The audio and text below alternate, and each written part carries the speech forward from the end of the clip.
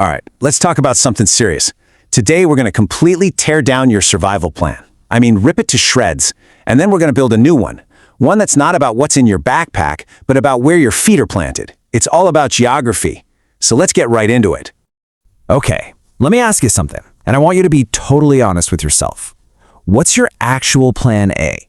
You know, if the world really, truly goes sideways, what are you going to do? I have a feeling I already know the answer. For most of us, it's this, isn't it?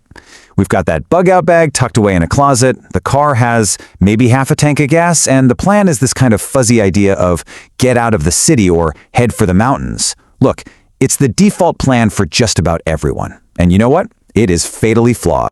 Because here's the cold, hard truth of it. That exact moment you think, okay, it's time to go, millions of other people are having that exact same thought. So that open highway you're dreaming of, forget it. It's not happening. What you're really doing is volunteering for the world's biggest traffic jam. You're not bugging out, you're just stuck in a parking lot while the world around you crumbles. So let's just be blunt. Your plan A is broken. It's a complete fantasy. This idea of the lone wolf hero grabbing their bag and surviving in the wilderness, it's a myth. It's a Hollywood story. History tells us time and time again, lone wolves just don't make it when things really fall apart. So we need to think about this in a totally new way. And that brings us to maybe the single most important idea in all of survival planning. Forget the fancy gear for a second. Forget the gadgets.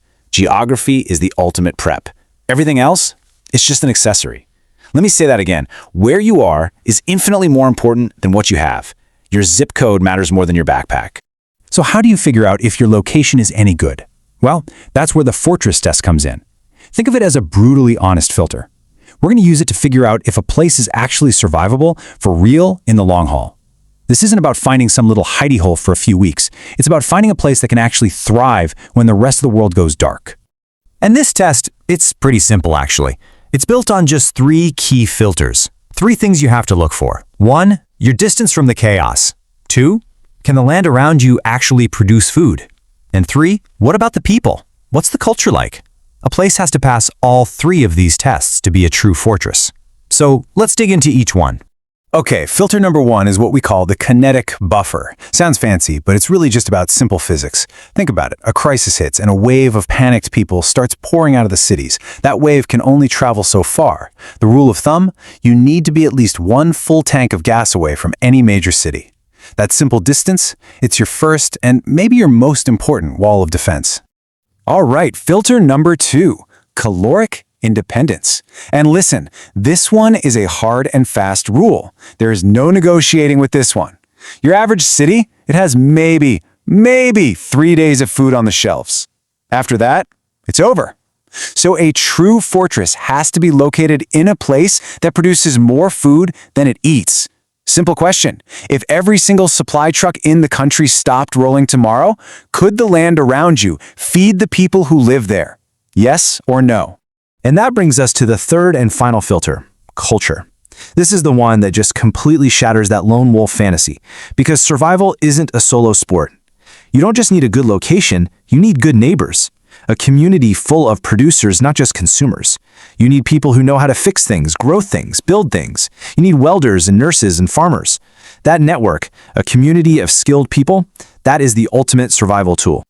Okay, so that's the framework, the kinetic buffer, caloric independence, and culture. Now for the fun part. Let's apply this test to the real world. We're going to look at 5 specific places in the US that actually pass the fortress test, and some of them might surprise you. First on our list, Iowa. Yeah, I know, the place people call a flyover state.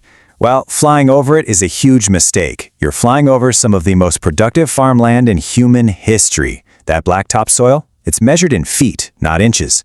Forget about a 3-day food supply. Iowa produces enough calories to feed its entire population 7 times over. In a world where the grocery stores are empty, the one who controls the calories controls everything, and Iowa becomes the undisputed king. All right, fortress number 2 takes us down to the Ozarks in Missouri and Arkansas. And if Iowa's superpower is food, the Ozarks' superpower is water. It sits on top of this incredible limestone system that's basically a giant natural water filter and storage tank. The best part? It's full of gravity-fed springs. That means fresh, clean water that flows 24/7, whether the power grid is working or not. And just to put that into perspective for you, let's talk scale. This number right here, 275 million. That is how many gallons of pure, clean water flows from just one of the region's major springs every single day. That's a resource that literally doesn't even notice if there's a crisis going on. It just keeps flowing. For our third fortress, we're heading way up north to northern Maine. Now, its biggest asset is actually what most people would consider a negative. It's brutally isolated and the winters are harsh.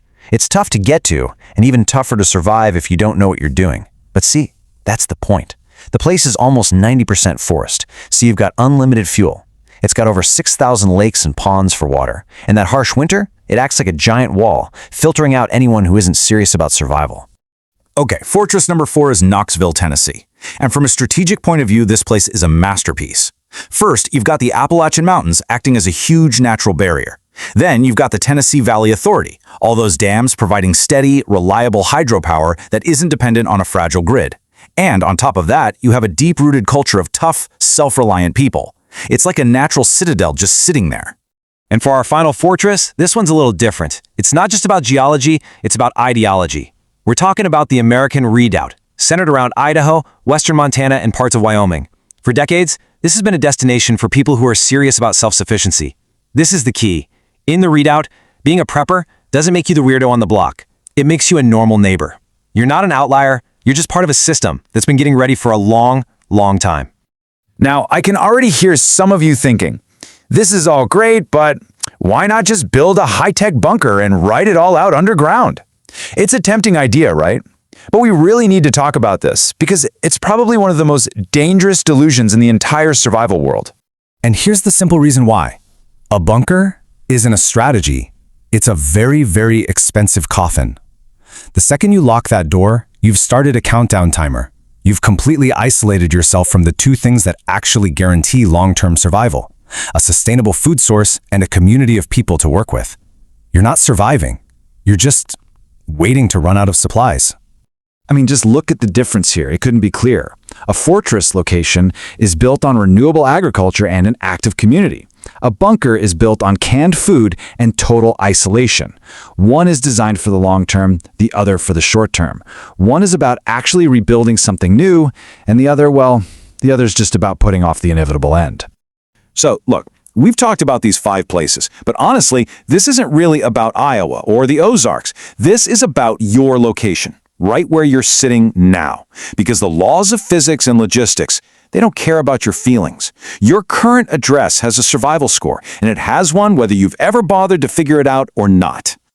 So I'm giving you some homework. Tonight, I want you to run the fortress test on your own home, and you have to be brutally honest with yourself. Ask these 3 questions. 1, how far am I, really, from a city of 1 million people? 2, does the land within 50 miles of me produce more food than it consumes? And 3, do I know the actual skills of my 5 closest neighbors? Answering these questions honestly now, that's what survival looks like later. So please, run the test, because no matter how safe and comfortable everything feels right now, the final, unchangeable truth is this: the wasteland is coming. Your gear will break, your food will run out, but your geography, that is your destiny.